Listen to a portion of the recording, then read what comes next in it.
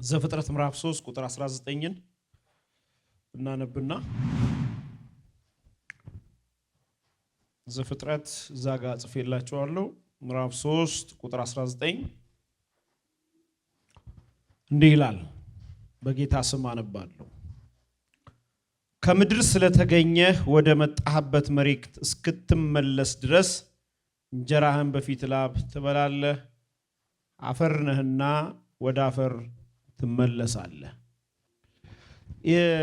ዛሬ የመጨረሻ ክፍላችን ነው።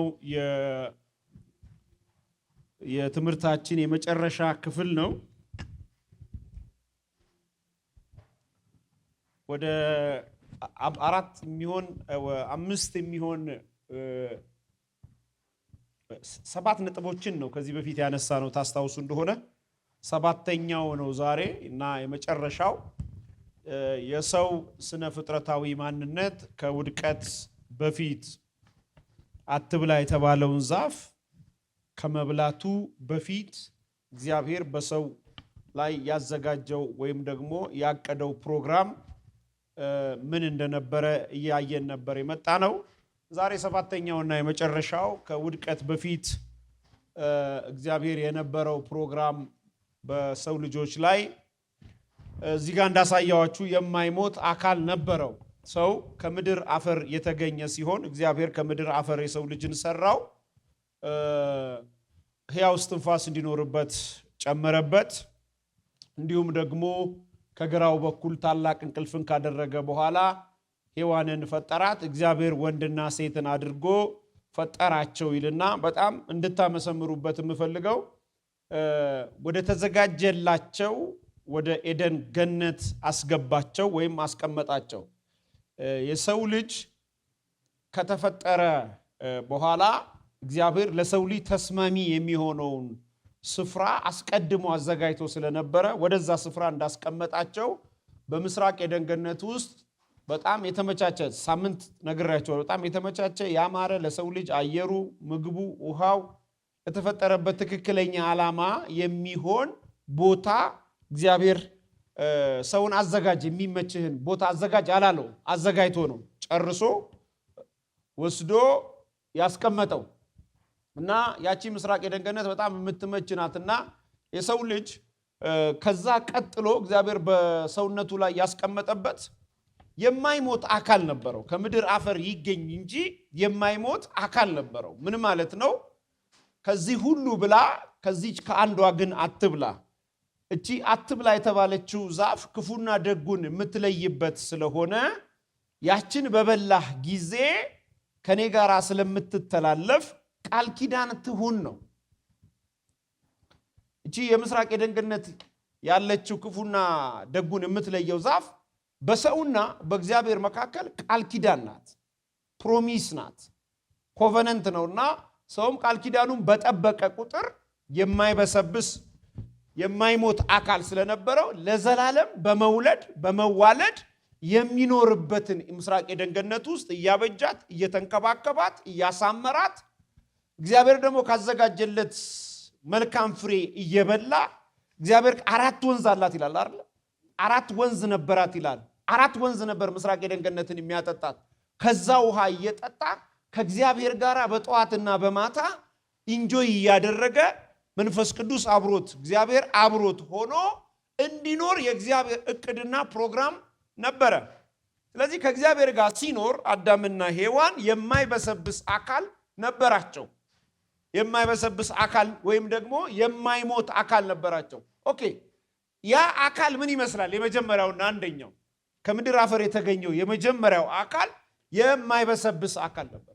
መበስበስን አያቅም። መበስበስን አያቅም። ለምሳሌ አሁን አንድ ሰው ዛሬ ቢሞት፣ ለምሳሌ ዮሐንስ ወንጌል ምዕራፍ 11ን ተመልከቱት። ኢየሱስ ክርስቶስ በደጅ መጥቶ ማርያምና እህቷን ማርታን በደጅ ነው ያገለገላቸው። በደጅ ነው። ወዴት ነው ያኖራችሁ ሲል አይኑ እኮ በስብሷል፣ ፈዟል፣ ወድቋል። 4 ቀን ከሆነ በኋላ የሰው ልጅ አይን ምን ይላል? ይወድቃል። ውልቅ ብሎ ነው እንደዚህ ውድቅ የሚለው። ከ4 ቀን በኋላ አንድ አስከሬን አይኑ ይወድቃል፣ ስጋው ይከፋፈላል፣ ውድቅ የመበስበስ ማንነት አለ። በዛን ዘመን ግን የተፈጠረው ትክክለኛው ሰው ከውድቀት በፊት የነበረው ሰው ግን የማይበሰብስ አካል ነበረው። ለምን? ሞትን ስለማይሞት ቋሚ ከእግዚአብሔር ጋር ሰው ነበር፣ እድሜ የሚቆጥር። ሁለተኛ የማይሞት አካል ነበረው። ይሄ አካል የተፈጠረበት ትክክለኛ ዓላማው የሚሞት አይደለም። ለዚህ ነው እኮ ሁሉ ቀን ሞት እንግዳ የሚሆንብን። ሞት እንግዳ የሚሆንብን የማንለምድበት ዋነኛው ምክንያት ይሄ አካል ለመሞት አልተሰራም። ሲፈጠር ኦሪጂኑ ወደ መጀመሪያው ስንሄድ ለመሞት የተሰራ አካል አይደለም። ለዚህ ነው ሁሉ ቀን ሞት የሚያስፈራን። ለዚህ ነው ሁሉ ቀን ሞትን የማንለምደው። ለዚህ ነው ሁሉ ቀን እንግዳ የሚሆንብን። ፍጥረታችን ስላልሆነ ነው። የሚሞት አካል የለንም። በሶስተኛ ደረጃ ያን የተፈጠረው አካል የመታመም አቅም የለውም። የመታመም አቅም የለውም። አይታመምም። የትኛውም በሽታ በምስራቅ ኤደን ገነት ውስጥ የለም። ከውድቀት በኋላ ነው በሽታ የመጣው። አራተኛና መጨረሻው የማይደክም ነው። ደከመኝ የማያቅ ሰውነት ነው። ይሄ ሰውነት በምስራቅ ኤደን ገነት የሰው ልጅ የመጀመሪያ ወደ ኦሪጂኑ ስንመለስ የማይደክም ሰውነት ነበረው። ለዚህ ነው ቀን ጊዜ ቀን፣ ቀን ጊዜ ሌሊት፣ ሌሊት ጊዜ ቀን ለአዳምና ለሔዋን በማለዳና በማታ እግዚአብሔር መጥቶ ሲያገኛቸው ደከመኝ ማንነትን በላያቸው ላይ የማታገኙበት። ይሄ ትክክለኛ የተፈጠርንበት የመጀመሪያውና ዋነኛው ዓላማችን ነው። ከውድቀት በኋላ ግን ይሄው ስጋ ሌላ ስጋ ሳይመጣ ከውድቀት በኋላ አትብላ የተባለውን ዛፍ ከበላ በኋላ ከእግዚአብሔር ጋር ከተለያየ በኋላ ተመልሶ ደግሞ ገብቶ ድጋሚ በልቶ ዘላለማዊ ኃጢአተኛ እንዳይሆን በሰውና በምስራቅ ኤደን ገነት መካከል የምትገለባበጠውን ሰይፍ ካኖረ በኋላ ይሄው የማይበሰብሰው አካል የሚበሰብስ ሆነ።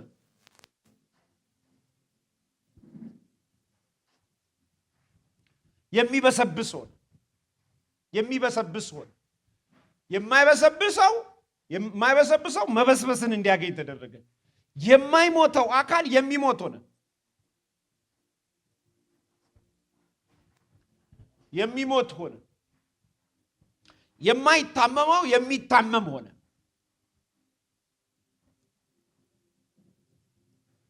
የማይደክመው ደግሞ የሚደክም ሆነ።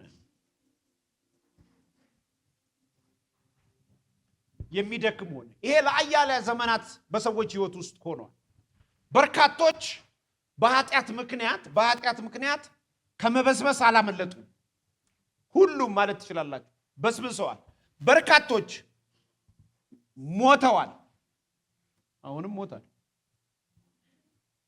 የለም እንዴ? አለ። በርካቶች ታመዋል። ብዙዎችም ደክመዋል። ይሄንን ለምንድን ነው የምናነሳው ካላችሁኝ፣ የሰው ልጅ ይሄንን ካላወቀ ስለዚህኛውና ከዚህ በኋላ ስለሚመጣው ነገር ሊረዳ አይችልም። ለምሳሌ የተፈጠረበት የማይበሰብስ ከሆነ በኃጢአት ምክንያት መበስበስን ካየ በክርስቶስ ኢየሱስ ለሚበሰብሰው ማንነት አንድ ቀን ይልና መጽሐፍ ቅዱስ የማይበሰብሰውን ይለብሳል። አንድ ቀን የማይበሰብሰውን ይለብሳል።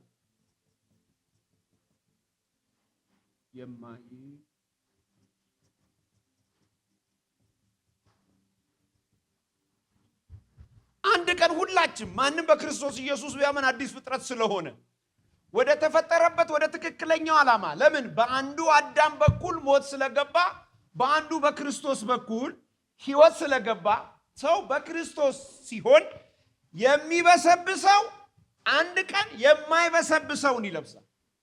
ይሄ መጨረሻ ተስፋችን።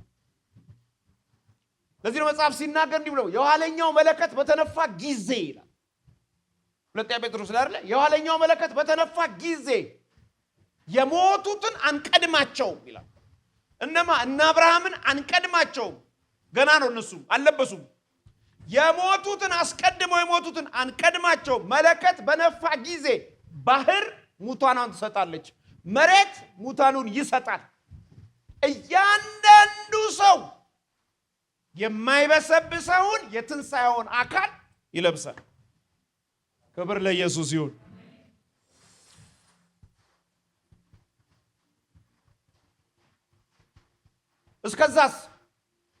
እስከዛስ አሁን ላለለኛስ እስከዛስ የመንፈስ ቅዱስ የርስታችን መያዣ የሆነው በውስጣችን ይቀመጥልናል። ጌታ ኢየሱስ ክርስቶስን በተቀበላችሁ ጊዜ መንፈስ ቅዱስን ደግሞ አብራችሁ ተቀበላችሁትን? አዎ ተቀብለናል። ለሚሞተው ስጋችን ሕይወትን ይሰጠዋል። እስቲ ለሚሞተው ስጋዬ በሉ ሕይወትን ይሰጠዋል በሉ። ይሄ መንፈስ ቅዱስ ተግባር ለሚሞተው ስጋችን ሕይወትን ይሰጠዋል።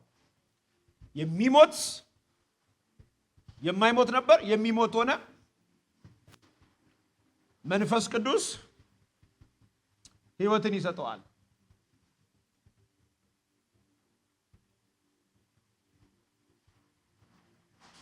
ሕይወትን ይሰጠዋል። ክሊር እንዲሆንላችሁ አንድ ነገር ልንገራችሁ። በዚህኛው በቀኝ እጄ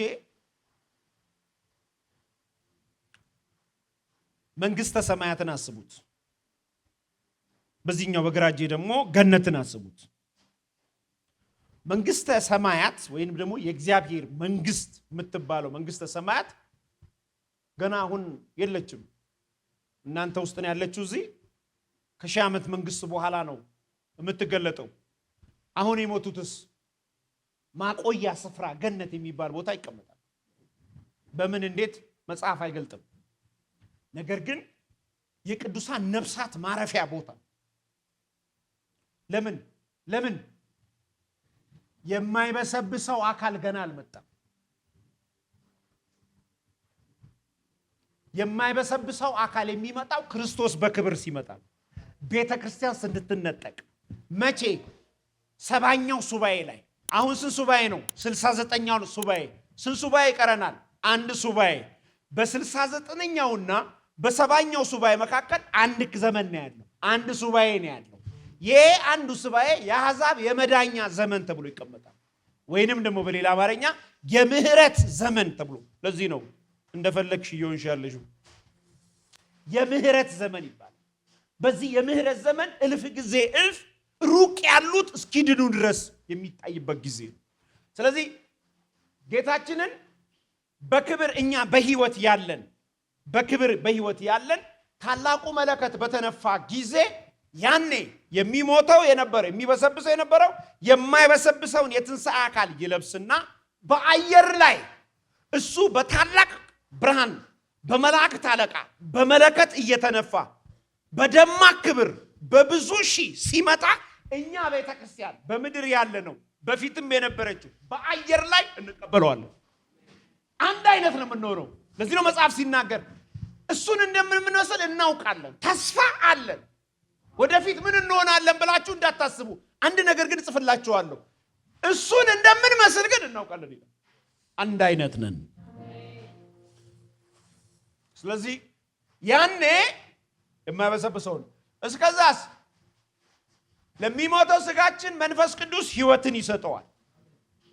የርስታችን መያዣ ስለሆነ ማዕተብ ስለታተመብን ለተቀበሉት ሁሉ በስሙ ለሚያምኑት ለነሱ የእግዚአብሔር ልጆች የሆኑ ዘንድ ማዕተብ ስላለባቸው አሁን ወደ ጌታ ብንሄድ እንደነ ጳውሎስ በማቆያ የቅዱሳን ስፍራ ላይ እንቀመጣለን። ማናቸውንም ግን የቀደሙትንም አንቀድማቸውም በስሙ ያመኑትን። ስለዚህ እስከዛ በዚህ በምድር በምንኖርበት ጊዜ እንዴት እንኖራለን? የማይሞት አካል ነበር የነበረን፣ እንሞታለን። ምን ሲሆን? ጊዜው ሲያበቃ። የምን አይነት ጊዜ? የተሰጠ እድሜ። መቼ? እዚህ ምድር ላይ ባለህበት ጊዜ። ይህን አገልግሎት ለመደገፍ ከስር ባስቀምጥ ነው የባንክ አካውንት እንድትጠቀሙና የወንጌልን ስራ አብራችሁን እንድትሰሩ እያለን ዩቲዩብ ቻናላችንን ሰብስክራይብ በማድረግ ፌስቡክ፣ ኢንስታግራም እና ቲክቶክ አካውንታችንን ፎሎ በማድረግ የጌታን ስራ እንድትደግፉ ጥሪ እናቀርብላችኋለን። ለበለጠ መረጃ በእነዚህ ስልኮች ተጠቅመው ይደውሉ። ተባረኩ።